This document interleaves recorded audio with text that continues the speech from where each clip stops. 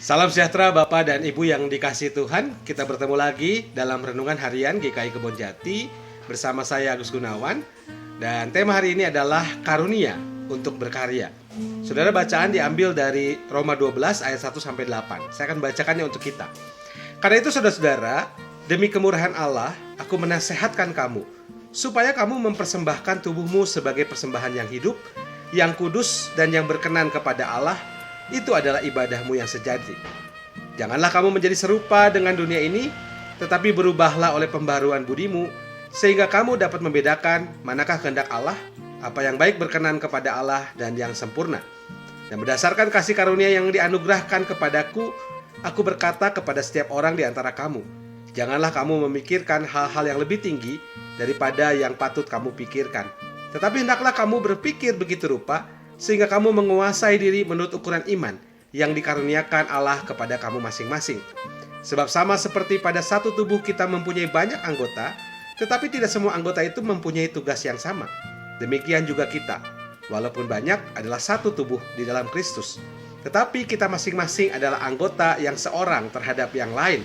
Demikianlah kita mempunyai karunia yang berlain-lainan menurut kasih karunia yang dianugerahkan kepada kita. Jika karunia itu adalah untuk bernubuat, baiklah kita melakukannya sesuai dengan iman kita. Jika karunia untuk melayani, baiklah kita melayani. Jika karunia untuk mengajar, baiklah kita mengajar. Jika karunia untuk menasehati, baiklah kita menasehati. Siapa yang membagi-bagikan sesuatu, hendaklah ia melakukannya dengan hati yang ikhlas. Siapa yang memberi pimpinan, hendaklah ia melakukannya dengan rajin. Siapa yang menunjukkan kemurahan, hendaklah ia melakukannya dengan sukacita. Nah, Bapak Ibu yang dikasihi Tuhan, tahukah saudara apakah ciri orang yang mengalami kemurahan Allah? Tentunya orang tersebut menyadari bahwa dirinya bukan lagi miliknya. Lalu kemudian ia memiliki dorongan yang kuat untuk memberi, memberkati, dan melayani sesamanya. Nah, pertanyaannya apakah ciri ini dimiliki oleh kita?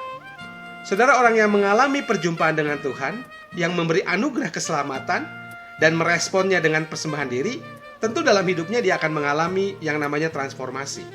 Transformasi itu menyangkut sikap dan prinsip hidup terdalam yang akhirnya mewujud dalam keseharian hidup dia sehari-hari. Nah, kita merespon perjumpaan dengan Tuhan secara sadar tiap hari, dengan jalan menyerahkan hidup sepenuhnya menjadi milik Yesus, penebus kita. Kita tidak lagi hidup mengikuti hasrat diri dan dunia, tetapi kemudian kita berusaha agar kehendaknya digenapi di dalam diri kita. Nah, sikap hidup yang terus-menerus menjalani transformasi anugerah Allah tentunya serasi dengan gairah kita untuk melayani. Kita kemudian percaya bahwa dalam rencananya Allah bukan hanya menganugerahkan keselamatan, Ia juga menganugerahkan rupa-rupa kapasitas untuk kita melayani. Inilah yang Paulus katakan sebagai karunia yang diberikan oleh Allah kepada masing-masing kita sebagai orang percaya. Saudara, kata karunia tentu kita maknai sebagai suatu kemampuan tertentu yang khusus yang Tuhan berikan kepada setiap orang percaya dengan tujuan khusus pula, yaitu agar setiap orang percaya tersebut dapat melakukan pekerjaan yang Tuhan tugaskan baginya dalam panggilan pelayanannya. Saudara, kita tidak bisa memilih karunia jenis apa yang kita inginkan. Kita juga tidak bisa meminta kepada Tuhan agar diberikan karunia X dan karunia Y, karena memang karunia itu diberikan oleh Roh Kudus kepada setiap orang percaya sesuai dengan kehendaknya. Oleh sebab itu, saudara, setiap kita tentunya punya karunia yang berbeda-beda yang Tuhan anugerahkan menurut kasih karunia-Nya. Kita tahu, saudara, di balik pemberian berbagai karunia pelayanan yang berbeda, ada maksud besar Allah untuk gerejanya, yaitu agar gereja berfungsi sebagai tubuh Kristus di dunia ini. Dan gereja yang sanggup berperan sebagai kehadiran Kristus dalam dunia ini akan terus membarui. Dan haruslah itu menjadi gereja yang benar-benar hidup. Gereja yang di dalamnya berbagai wujud pelayanan, anugerah Allah dipraktekkan secara aktif.